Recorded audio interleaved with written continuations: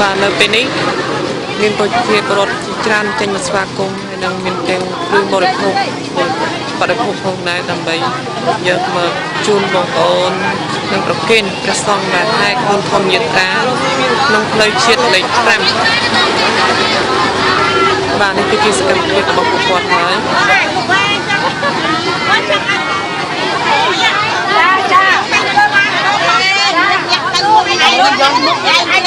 នេះគឺជាទឹកចិត្តខ្មែរនៃសេចក្តីសាមគ្គីគ្នា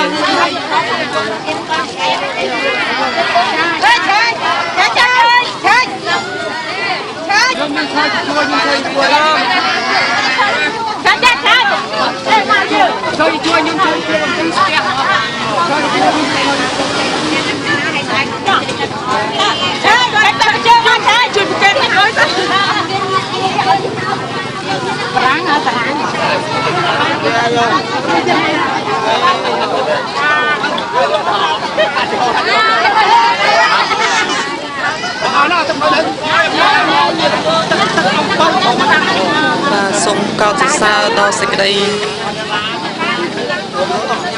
នៃការជួយយកចិត្តទុកដាក់គាំទ្រនៅសន្តិភាពនិងយុត្តិធម៌ផងដែរចំពោះបងប្អូនប្រជាពលរដ្ឋដែលនៅតំបន់នេះ